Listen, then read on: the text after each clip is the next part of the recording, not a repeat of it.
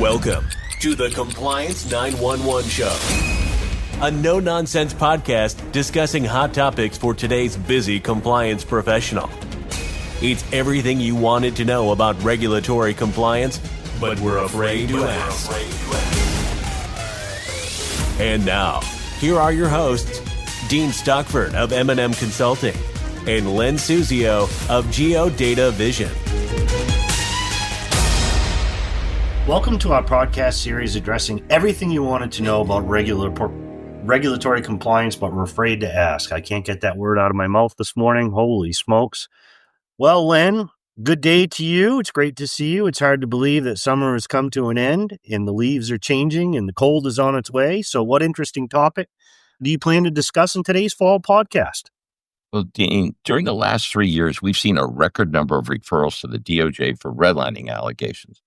Virtually every one of those referrals was based on disparate impact identified by statistical significance analysis. You might think, well, so what? The Trump administration announced it intends to de-emphasize disparate impact. So what's the point in discussing a regulatory practice that looks like it will be out of practice by the regulators under the Trump administration? And my response is that we currently have a client that had been accused of redlining based on disparate impact, largely by applying statistical significance. But the regulators recently notified the bank they intend to change the accusation from disparate impact to disparate treatment based on the findings of statistical significance. So I believe it's important for bankers to understand the strengths and weaknesses of statistical significance. And even if the de-emphasis on disparate impact during the Trump administration will reduce the use of statistical significance, it's bound to return. So every banker should be familiar with the concept, its application for regulatory compliance, and when it may produce meaningless and sometimes even misleading results. Yeah, I agree with you that statistical significance may go into hibernation, but it's not dead, and I believe it is likely to remain significant in the regulatory landscape. But so where do we go? Where do we begin, I should say, Len? Sure. Well, I believe it's incumbent to understand the concepts underlying statistical significance so we know its strengths and its weaknesses and when its results are valid and when they can be misleading. You say misleading. Can statistical significance yield misleading results? I think most bankers believe that their bank has statistically significant results. It's doomsday or doomsday for them if, in fact, they were statistically significant. So the case is open and shut. Can statistically significant results actually be wrong? Oh, yes. In a nutshell, yes. Statistically significant results can be misleading. But before we delve into that topic, I believe it's important to understand what statistical significance is and how it is computed. All right, let's begin. All right. Well, I believe a lot of bankers don't understand that statistical analysis using statistical significance is not directly based on the bank's numbers. It's based on a computation of chance or probability using a completely neutral set of data. It's identical to a card game in which cards are face down on the table and a certain percentage of the cards are black and a complementary percentage of the cards are red. What the statistician wants to do is to predict the probability of a player picking a certain number or percentage of the red cards. So let's say that there are 100 cards of which 10 are red and 90 are black. The percentage of red cards is obviously 10% in this example. Every time you turn over a card, you have a 10% chance of picking a red card. If you pick 10 cards, you are likely to have at least one red card. If you pick 30 cards, it's probable that you are going to pick at least 3 red cards. But suppose you turn over 30 cards and have only one red card, or there are no red cards. What is the likelihood of that happening?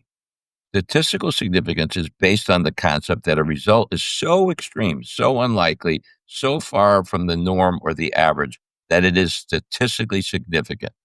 In other words, the result is so extreme that the likelihood it happened by chance is very, very low.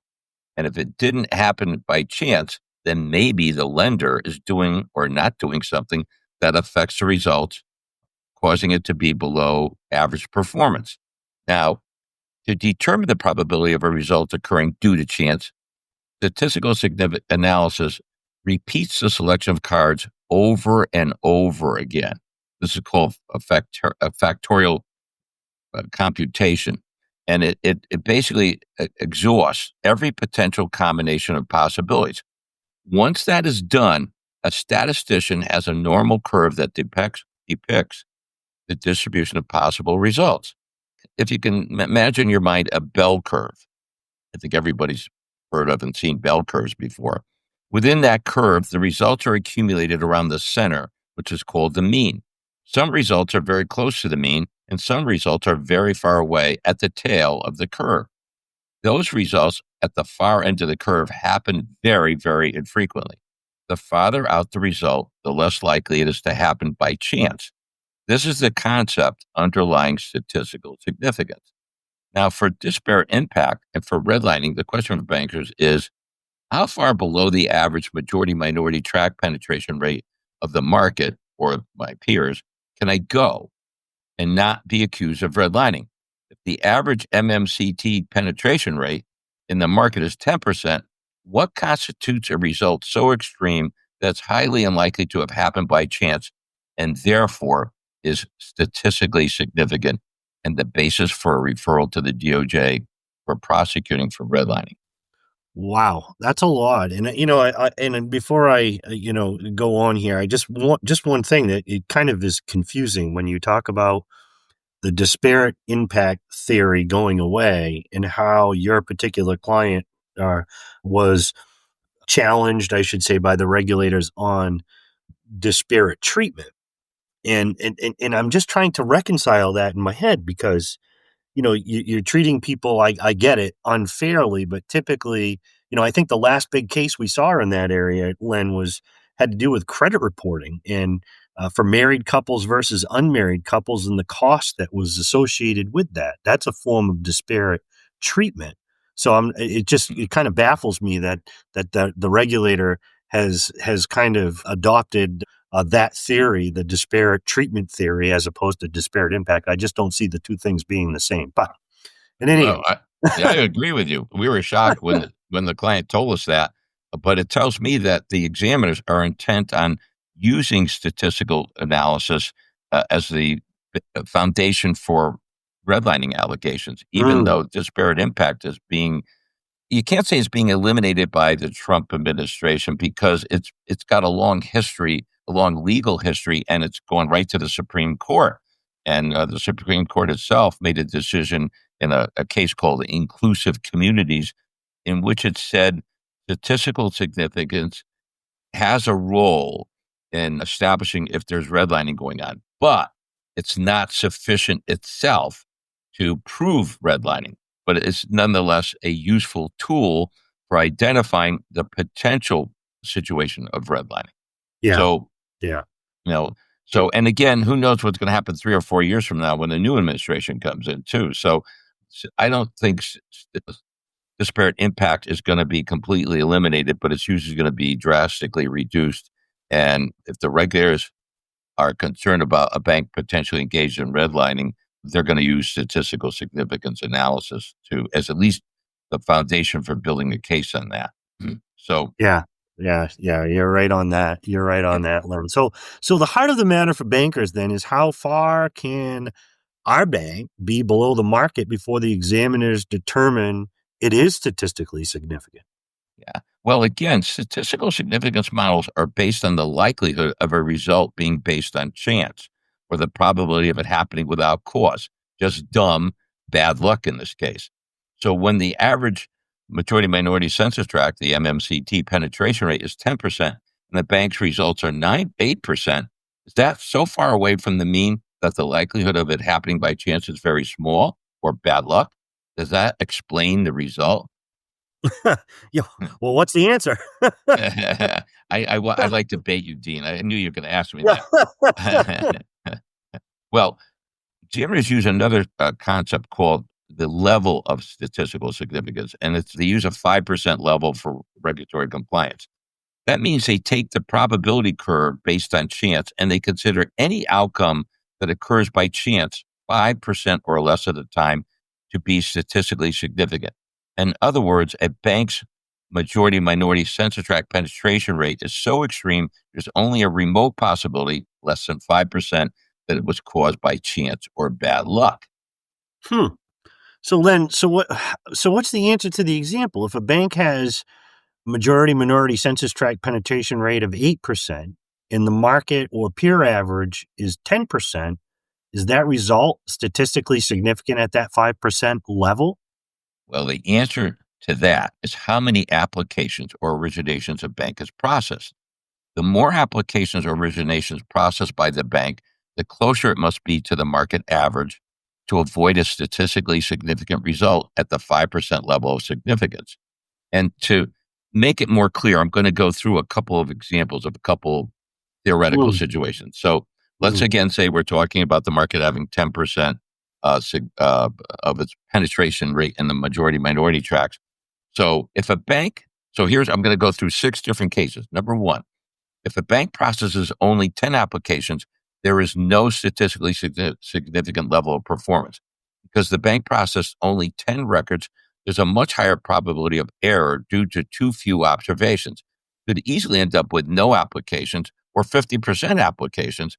In other words, 5 of the 10 applications in the MMCTs. So, under those circumstances, statistical significance is not possible. Second example, if a bank processes 100 applications, the required minimum majority minority census tract volume would be 5% or 5 applications. In other words, half the majority minority census tract penetration rate. And that's so basically a bank at that point in time could get away with having only a 5% penetration rate, even though the market's at 10%. And again, you could see there's quite a bit of latitude because they process only 100 applications. Now, let's go to a third example where a bank processes 200 applications, double the 100. Required minimum majority minority census tract volume would be 6.5% or 13 applications. So what do you see here? The minimum standard has been increasing from 0 to 5% to now 6.5% with 200 applications. But let's go a little bit farther. The bank processes 500 applications. Required minimum majority minority census tract volume would be 7.8% or 39 applications. So you can see, even though the market standard is still 10%, based on the bank's volume, it's being required to get closer and closer to what the market average is or the peer group average. But let's go even farther. If a bank processes 1,000 applications, required minimum majority minority census tract volume would be 8.4% or 84 applications. So again, that's compared to the 10% threshold. And finally, let's take a look at a bank that processes 10,000 applications. When I say processing 10,000 applications, I'm talking about in the REMA or the market on which the 10% is predicated. In that situation, the required minimum majority minority census tract volume would be 9.5% or 950 applications. So you can see now, the more volume the bank processes, the closer it's got to be to the market standard. There's less tolerance for a deviation that's significant. You can see the more records a bank processes, the closer it must be to the market average market majority minority census tract penetration rate. And it goes from 0 in my example to 9.5% in those samples that I just reviewed. Obviously, the more volume a bank processes, the closer it must approach the actual market majority minority census tract penetration rate. And at 9.5%, the margin for error is only 0.5% below the market average. Yeah, and this has always been something that we've run into, especially for what I would call some of those smaller clients, and it's hard because, we do the statistical analysis and find out, yes, they have a statistical significant variance, but then you go in and you start peeling back the onion, you find out, well, if you only had 2 more applications or 2 more originations, you would have been out of that statistically significant area. It's just because they're such a low volume lender in particular areas, but it's unfortunate. So now that we have some insight, I'll say, into how statistical significance works for the disparate impact and redlining analysis, what are the weaknesses? Well, and this is a very important question. There's an assumption underlying statistical significance models. And that assumption is what I call a ceteris paribus assumption, meaning that's Latin for all things being equal. In other words, all things being equal, or the playing field is level. But there are many situations in which there are what statisticians call lurking or confounding variables that skew the market or peer data.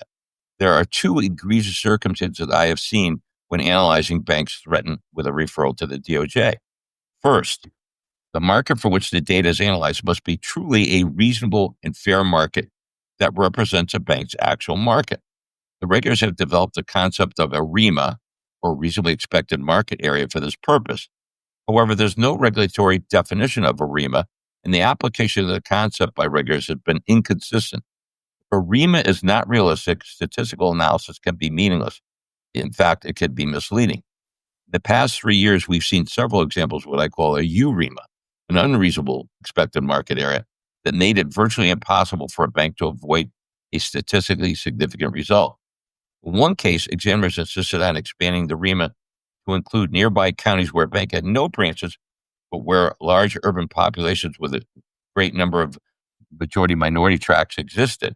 The bank was at a significant competitive disadvantage and, not surprisingly, had a statistically significant result. There's a second situation, too, where the peer competition, although processing a similar volume of applications, and the standard usually is 50 to 200% of your institution's applications, may have significant competitive advantages. So last year, we were helping a bank avoid a referral to the DOJ. Once again, the bank's results were statistically significant. We noticed that half of the 45 peers were mortgage companies. When we applied the statistical significance concept to all the banks, not just the bank that we were helping out, but all the banks in the peer group, 18 of the 21 peer banks failed the test. However, when we removed the mortgage companies from the peer group, all but 3 of the banks had results that were not statistically significant. It's imperative that true peers be selected for comparison. When a peer group is selected that results in abnormally large numbers of peers failing the test, it's a strong indication of a, quote, confounding variable that demonstrates the market data is skewed. Yeah, and we've worked on several of these cases, Len and I. We've run into this regularly, and this is very interesting. It's certainly a complex topic that has large implications for every lender in the country. So I think you've done just a fabulous job making it understandable for our audience. And while the regulatory focus may shift over time under the administration, or as you put it, go into a hibernation, the need for statistical analysis to quantify risk and monitor compliance will likely persist. And I certainly encourage folks to not be complacent. You heard me say that probably several times at our regulatory risk conference, because I think this is the period of time that people do kind of let their guard down a little bit, and that's when you get stung. So that's my 2 cents for today, and this is Dean Stockford from M&M Consulting. And this is Led Suzio of GeoData Vision saying that we hope you enjoyed today's podcast and found it informative. Please don't hesitate to send us any requests that you may have for future podcasts. Thanks for listening to the Compliance 911 Show. If you like the podcast, be sure to subscribe so you don't miss an episode. While you're at it, please give us a like and review to help others find the show. As always, links are in the show notes, and you can always find us online at compliance911show.com. Follow M&M Consulting and GeoData Vision on LinkedIn for all the latest news and information on compliance hot topics.